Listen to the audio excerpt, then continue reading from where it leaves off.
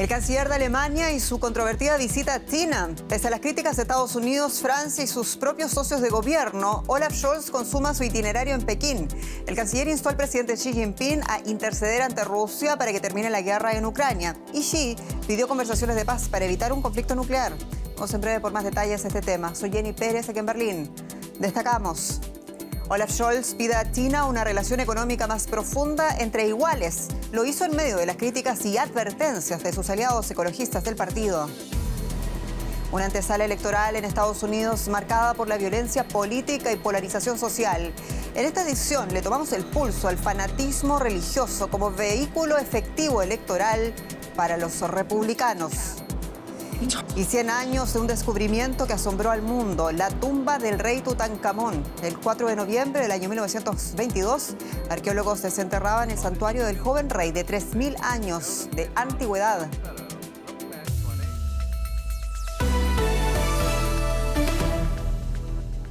¿Pragmatismo o doble estándar? La visita del canciller alemán a China ha sido criticada por aliados y detractores occidentales y, sin embargo, y aunque el objetivo de Olaf Scholz era económico, instaló inéditamente ante el propio Xi Jinping la necesidad de que Pekín ayude al fin de la guerra en Ucrania y, lo más espinoso, que no olvide la importancia del respeto de los derechos humanos en las relaciones con Alemania, dijo.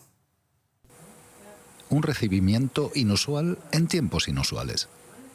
Debido a la estricta política anti-COVID en China, el canciller Scholz tuvo que ser testado antes de bajar del avión. Una precaución que ahorró posteriormente al líder chino Xi Jinping dar la mano al mandatario alemán. En el encuentro, una llamativa distancia lo separaba, un símbolo de sus divergencias políticas. Scholz dijo que quería discutir sobre temas económicos y también sobre las diferencias comunes. Xi, por su parte, propuso eludir las diferencias y pidió lo que denominó un curso más pragmático. Tras su encuentro con el primer ministro Li Keqiang, Scholz declaró: le transmití al presidente Xi que China debería ejercer su influencia sobre Rusia. Se trata de respetar los principios de la Carta de Naciones Unidas que todos hemos acordado. Hasta el momento, China no se ha distanciado de Rusia e incluso se beneficia de las sanciones occidentales a Moscú. De todos modos, Li adoptó el papel de mediador. Nuestros países esperan que esta crisis se termine lo antes posible o que al menos se suavice y no se agrave. Nuestra idea es promover conversaciones de paz.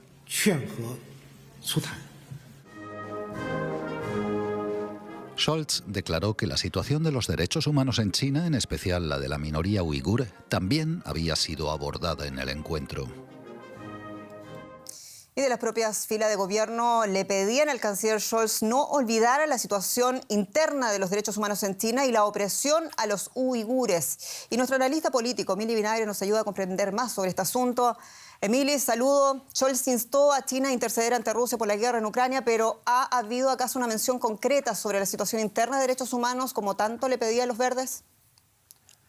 Pues efectivamente la ha habido y mucho más concreta de lo que se esperaba. El canciller Scholz ha dicho en su rueda de prensa junto al primer ministro chino que literalmente los derechos humanos son universales. Mencionó directamente a la región de Xinjiang, donde se concentra la minoría musulmana de los uigures, y aseguró además que mencionar la cuestión de los derechos humanos en China no constituye una intromisión en cuestiones internas. Palabras no solo muy concretas por parte de Scholz, sino que van mucho más allá de lo que nunca se atrevió a pronunciar su antecesora en el cargo, Angela Merkel, que pasó siempre más bien de puntillas por esas cuestiones tan espinosas. El canciller alemán no se ha limitado a mencionar la cuestión de los derechos de los uigures, también ha tenido palabras para otro punto conflictivo que podría marcar las relaciones bilaterales en los próximos meses y años. Hablamos de las crecientes tensiones entre China y Taiwán. Olaf Scholz ha instado a Pekín a resolver sus diferencias de forma pacífica y a excluir la vía militar en su relación con la isla, que considera como parte de su territorio. Antes de su viaje, el canciller alemán se le pidió que hablara claro, que no eludiera los temas espinosos y se centrara en la cuestión económica, como ha sido habitual en este tipo de encuentros en los últimos años, y ciertamente no ha defraudado. Eso no significa, por supuesto, que Berlín tenga ningún tipo de posible influencia sobre las políticas chinas al respecto, pero sienta un importante precedente de cara al futuro de las relaciones bilaterales. Antes de su viaje a Pekín, Scholz anunciaba también el inicio de una nueva política alemana con respecto a China, con la que Berlín debería reducir entonces su dependencia o supuestamente del gigante asiático. Y aquí la pregunta, Emilia, ¿hemos visto acaso hoy un punto de inflexión en ese sentido? Probablemente hemos visto el primer paso en ese sentido, el primer paso en una política más equilibrada donde las relaciones comerciales no tengan un peso absoluto, sino que solo sean un factor más en las relaciones bilaterales. Está claro que Alemania tiene en China su mayor socio comercial, que no puede desvincularse del gigante asiático, pero lo cierto es que el gobierno alemán no piensa ya en China tan solo en su vertiente de socio, también considera a Pekín un competidor e incluso un rival sistémico. Es por eso que en el futuro se va a poner el acento en muchas otras cuestiones para garantizar un cierto equilibrio en ese vínculo, cuestiones como limitar la dependencia comercial, proteger la propiedad intelectual o las infraestructuras críticas van a ir ganando peso en los próximos tiempos y, por supuesto, Alemania va a insistir de forma creciente en la necesidad de una mayor reciprocidad por parte de Pekín a la hora de abrir su mercado a las inversiones alemanas. En definitiva, una nueva perspectiva que no busca ni mucho menos romper con China, incluso sin descartar intensificar incluso los lazos económicos en algunos campos, pero al mismo tiempo se trata de evitar que una excesiva dependencia pueda comprometer el futuro de la economía alemana o dañarlo de la manera en que lo ha hecho la guerra en Ucrania y la dependencia energética con Rusia. Emilio Vinagre, como siempre, un gran gusto escucharte. Un abrazo. Y al final de la reunión de los ministros de Exteriores del G7, el secretario de Estado de los Estados Unidos, Antony Blinken, afirmaba que su país apoya firmemente el objetivo del viaje de Scholz a Pekín, así como también su pedido para que China disuada a Putin de utilizar armas nucleares en Ucrania. En la cumbre, los jefes diplomáticos acordaron establecer un mecanismo de coordinación en la reconstrucción y defensa de infraestructura crítica en Ucrania. Instalaciones como centrales eléctricas, nucleares, plantas de tratamientos de aguas, carreteras y hospitales, que han sido blanco principal de los últimos ataques de artillería rusos, algo que condenó la ministra alemana de Exteriores, Annalena Baerbock. Escuchemos. Contabilizamos cada día de esta brutal guerra de agresión que Rusia libra contra Ucrania. Cada día es un día de más. Cada día conlleva un brutal atentado contra personas inocentes en Ucrania y significa sufrimiento, muerte y destrucción. Y a todo esto, el presidente de Ucrania, Volodymyr Zelensky, informó de que los ataques rusos han dejado a unos 4,5 millones de personas sin electricidad en todo el país. Zelensky acusó a Moscú de terrorismo energético por la masiva campaña de ataques a la red eléctrica ucraniana en pleno invierno. Entre tanto, el asesor de seguridad nacional de la Casa Blanca, Jake Sullivan, viajó a Kiev, donde se reunió con el presidente ucraniano y reiteró el apoyo de su país. Sullivan anunció un nuevo paquete de ayudas por valor de $400 millones y que incluye por primera vez tanques, entre otros 45 vehículos de artillería.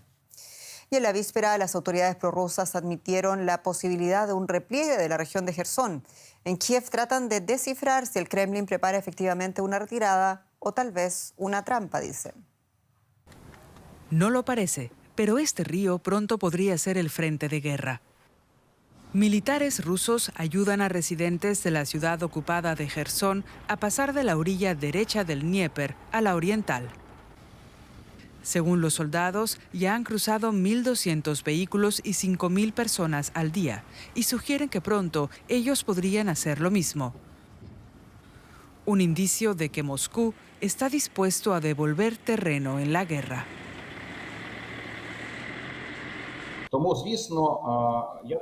Creo que tal vez el ejército ruso está preparado para otro acto de buena voluntad respecto a la orilla izquierda del Dnieper, justo en la zona de la ciudad de Jersón. Pero para ello todavía tendrán que asumir pérdidas debido a la respuesta de nuestras Fuerzas Armadas. Moscú no se ha pronunciado sobre la retirada de sus tropas a la orilla oriental. El presidente Putin, por el contrario, parecía disfrutar el Día de la Unidad Rusa, una fiesta nacional que recuerda el alzamiento popular contra las fuerzas polacas y lituanas en 1612.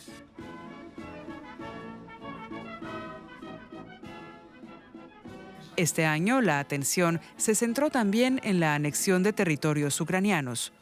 Putin explicó a los jóvenes voluntarios por qué se pide a la población que abandone Jersón. La gente que vive en Jersón debe ser evacuada de las zonas donde se desarrollan los combates más intensos. La población civil no debe sufrir los bombardeos, las ofensivas, las contraofensivas o cualquier otra acción relacionada con las actividades militares en curso. Liberar Jersón sería un gran éxito para Kiev. Estos soldados ucranianos que se atrincheran para pasar el invierno en la cercana Mykolaiv saben que es posible que pronto les ordenen dirigirse hacia allí, pero tienen la sensación de que cualquier ofensiva será complicada y necesitarán más suministros y armas si quieren que tenga éxito. El presidente de Naciones Unidas, Antonio Guterres, ha condenado el lanzamiento de misiles por parte de Corea del Norte e instó a Pyongyang a desistir inmediatamente de cualquier otra acción provocadora. De igual forma, Guterres pidió una vez más a Corea del Norte reanudar las conversaciones con Corea del Sur. Todo esto en respuesta, Seúl movilizó 80 aviones de combate con más de 180 vuelos militares norcoreanos cerca de la frontera. Corea del Sur y Estados Unidos han ampliado sus maniobras militares conjuntas tras el incremento de la tensión y de los lanzamientos de misiles por parte de Pyongyang. El mundo se mueve para peor. Espero que Andrés Blumenkrantz nos traiga mejor noticias. A ver, las noticias son interesantes, no son buenas para los empleados de Twitter, porque el temido enorme recorte de personal que había anunciado Elon Musk finalmente se ha producido y la mitad de los 7.500 empleados de Twitter en todo el mundo fueron despedidos este viernes en el marco de la reestructuración de la empresa que ha emprendido su nuevo propietario, Elon Musk. Cerca del 50% de la fuerza laboral va a ser afectada por esta medida, es lo que decía un correo electrónico enviado a los empleados de Twitter que han perdido su trabajo y firmado por Musk. Después de la compra de la empresa por $44.000 millones la semana pasada, la velocidad es enorme. También la magnitud de estos recortes que están abriendo la puerta a demandas contra Musk y Twitter. Al menos una ya fue presentada en San Francisco, alegando que Twitter pretende despedir a más trabajadores y que ha violado la ley federal al no proporcionar el preaviso requerido. Mientras tanto, Musk se enfrenta a desafíos no solo en el frente interno de Twitter. Inversores y anunciantes también le están respirando en la nuca, esperando sus próximos movimientos. Y muy pendiente de lo que está pasando en Twitter, por supuesto, está nuestra corresponsal financiera en Nueva York, Ana Nieto. Ana, resúmenos para empezar, en medio de toda esta confusión, ¿cuál es actualmente la situación en Twitter? Es un día muy importante en Twitter y bastante confuso tras una semana que empezó con su nuevo propietario, Elon Musk, despidiendo al Consejo de Administración en pleno. Previamente había despedido también a los primeros directivos de esta compañía. Hoy le toca a sus empleados, mientras sus comentarios en la red y sus interacciones con algunos tuiteros de muy alto perfil parecen haber puesto muy en guardia a muchos de los anunciantes: General Motors, Ford, el grupo Volkswagen, General Mills, Mondelez, Pfizer. Son algunas de las empresas que han dicho que se van a mantener al margen de esta red social por el momento. No se sabe si la pausa va a ser, de cuál duración va a tener esta pausa. Puede ser definitiva y afectar mucho a la compañía. De hecho, Elon Musk ha tuiteado hoy que la empresa ha sufrido una caída masiva de ingresos por esta situación con los anunciantes, algo de lo que echa la culpa a los activistas. No se sabe muy bien qué activistas son esos. Es algo que deja la situación de la empresa en una forma muy precaria, porque hay que considerar que esta compañía, por esta compra, tiene que pagar $1.000 millones solamente en intereses al año, y normalmente es una empresa que no tiene beneficios. Ahora, Ana, todo esto llega en un momento crítico, por lo menos en Estados Unidos, que está a la puerta de las elecciones este martes, y Twitter en materia de información juega un papel no irrelevante, al menos, ¿verdad? Desde luego, sí. Esta es una cuestión que está preocupando porque esta compra, la de Twitter, la hemos seguido no solamente por el alto perfil que tiene Elon Musk, sino también por la influencia que ejerce esta red social en la creación de opinión pública. Hay muy poca información en este momento de qué está pasando con la división de moderación de contenidos y cuánta desinformación puede producirse antes de las elecciones del 8 de noviembre. La verificación de muchos de los usuarios se va a poder comprar, y esto deslegitima mucho a los que ya tienen la verificación. Aparte de todo eso, estamos viviendo un ambiente preelectoral, mucha violencia, y en la que muchos candidatos niegan que Biden ganara las elecciones. Todavía creen la gran mentira de que las elecciones fueron compradas por un tongo. Esto abre muchos interrogantes sobre cómo van a ser los próximos días en Estados Unidos. Gracias, Ana. Quédate ahí porque en un momento volvemos contigo. Y lo vamos a hacer para hablar de la creación de puestos de trabajo en Estados Unidos, la mayor economía del mundo, que se ha mantenido en octubre casi igual que en septiembre. La tasa de desempleo volvió a subir ligeramente en momentos en que la lucha contra la inflación busca desacelerar el mercado laboral. La tasa de desempleo aumentó 2 décimas porcentuales al 3,7% según datos del Departamento de Trabajo. La situación del empleo sigue siendo objeto de un atento escrutinio en el marco de la lucha contra la inflación y paradójicamente se desea y espera un deterioro relativo del mercado laboral. Desde hace más de un año el mercado laboral ha sufrido escasez de mano de obra, con empleadores bregando por reclutar y aumentar los salarios con el objeto de atraer candidatos y retener a sus empleados. Pero todo esto ha contribuido a su vez a aumentar los precios. De esto también hablamos, por supuesto, con Ana Nieto en Nueva York. Bueno, Ana, hablábamos antes de la destrucción de empleo en Twitter, pero mientras eso pasa en Estados Unidos, el mercado laboral en su conjunto sigue creando empleo. El mes pasado fueron más de 260.000 puestos de trabajo, cifras que realmente no cuadran con una desaceleración.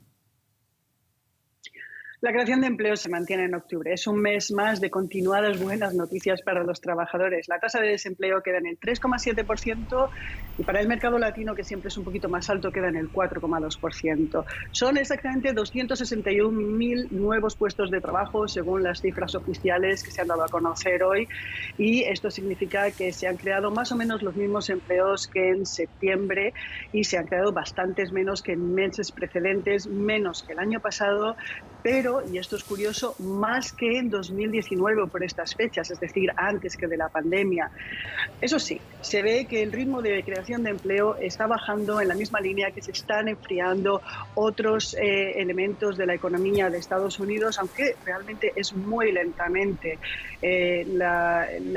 No solamente es importante la creación de empleo, sino también la evolución de los salarios, que está un poquito más apagada. Es algo que está vigilando la Reserva Federal, y que dos de sus directivos de la Reserva Federal dicen ahora que esto da muchas señales de que tienen que seguir subiendo las tasas de interés. Y atentos a esas tasas estaremos, sobre todo los que tenemos deudas con el banco. Ana Nieto en Nueva York, gracias y buen fin de semana. Ya mismo sigue la información con Jenny Pérez. Vamos ahora a poner atención en Estados Unidos. Andrés, expertos creen que la polarización política ha empeorado con la irrupción del evangelismo ultraconservador en los discursos y mítines políticos. Dios, familia y patria, un mantra que hoy por hoy utilizan políticos populistas, mayoritariamente ultraderecha, no exclusivamente, en prácticamente todos los países, incluida Latinoamérica. Pero es en Estados Unidos donde refleja su máxima expresión de odio político. Si se es republicano, se está con Dios. Si se es demócrata, con el diablo. Citando párrafos de la Biblia a su antojo y conveniencia, el fanatismo religioso evangélico en los Estados Unidos no solo reúne miles de millones de dólares para su lobby político, también, según las encuestas, suficientes votos para las elecciones de medio mandato de la próxima semana. El 28 de octubre es atacada la casa de la presidenta de la Cámara de Representantes, Nancy Pelosi, en San Francisco. Su marido es herido con fractura de cráneo. El agresor llevaba bridas y cinta adhesiva. Está acusado de intento de asesinato. El señor DePape escogió específicamente la casa de los Pelosi para enfrentarse a la presidenta. Fue por motivos políticos. Las amenazas contra legisladores han crecido. En 2021, la policía del Capitolio investigó 9.625 amenazas contra congresistas.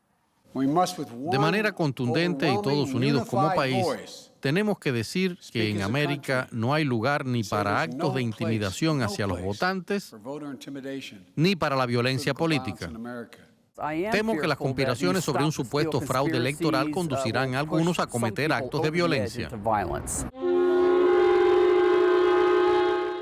Un mitin de Reawaken America en Mannheim, Pensilvania. El espíritu de Donald Trump está por todas partes. El organizador del evento es su ex asesor de seguridad nacional, el general Michael Flynn. Flynn se ha convertido en una estrella en los círculos de extrema derecha entre grupos antigubernamentales, blancos supremacistas y nacionalistas cristianos. Es un incondicional de Trump y apoya la gran mentira del expresidente de que las elecciones fueron robadas. La mayoría de los asistentes son blancos, cristianos y conservadores o nacionalistas que se dicen cristianos. Estoy aquí para declarar la guerra a todos los demócratas que odian a la raza y a los planes malvados que vienen del infierno. Estos eventos son espacios seguros y altavoces para los oradores de extrema derecha. Difunden y alimentan el temor de que el gobierno es diabólico. Siempre me encanta lo que dicen. La mayoría de la gente aquí ve lo que está pasando, apoyan a todos los oradores. Cuando la gente siente que está del lado correcto o que Dios bendice su punto de vista, se siente con más confianza para alimentar su enfado e involucrarse aún más. Un acto de campaña del senador republicano Doug Mastriano aspira a ser el próximo gobernador de Pensilvania. Mastriano niega el resultado de las elecciones de 2020. Quiere que los Estados Unidos sea una nación cristiana. En noviembre recuperaremos nuestro estado. Mi Dios lo hará. ¿A qué se refiere exactamente? Ni él lo explica ni nadie lo cuestiona. Le voy a votar de todo corazón. Tenemos que recuperar nuestro país. Somos un país sin Dios. Con posiciones políticas y religiosas cada vez más extremas, muchos estadounidenses sienten que su país se está desintegrando. Creen que están siendo atacados e incluso hablan de una guerra civil fría. En Ecuador, fuerzas especiales de la policía trasladaron a los cabecillas de las bandas que en los últimos días sembraron el terror en Guayaquil y Esmeraldas. Ocurre tras la oleada de ataques de esta semana que se saldó con al menos 8 muertos y 23 heridos, la mayoría de ellos policías y militares. Los grupos criminales se presentan de esta manera como aliados de los cárteles mexicanos de Sinaloa y Jalisco Nueva Generación. Actuaron en represalia al traslado de 1.400 reclusos de la cárcel Guayas 1, la más poblada del país, en un esfuerzo del gobierno por reducir la superpoblación carcelaria y evitar enfrentamientos entre bandas rivales. En Brasil, el proceso de transición democrática sigue su curso. Mientras el equipo del presidente electo Luis Ignacio Lula da Silva prepara la transición de gobierno, la movilización de los bolsonaristas se desinfla en las calles. La policía de carreteras confirmó que la totalidad de los bloqueos de camioneros bolsonaristas que rechazaban el triunfo de Lula da Silva ya han sido levantados. Más de 900 protestas y bloqueos en todo el país obstruían el paso de las principales vías del gigante suramericano. El martes, el presidente saliente Jair Bolsonaro llamó a sus seguidores a poner fin a los bloqueos. Y más noticias internacionales a continuación. El ex primer ministro de Pakistán, Imran Khan, aseguró que tuvo conocimiento del complot para matarlo un día antes del ataque armado contra la marcha de protesta en la que participaba. Khan se recupera en un hospital de sus heridas en la pierna. Sus partidarios han incitado a las protestas para denunciar el intento de asesinato. Manifestantes y policías antidisturbios se han enfrentado en la ciudad de Rasht, en el norte de Irán. Imágenes de celular muestran a la multitud cargando contra la policía, obligándola a retirarse y reagruparse. Las protestas antigubernamentales en todo el país estallaron tras la muerte de una joven detenida por la policía hace 7 semanas.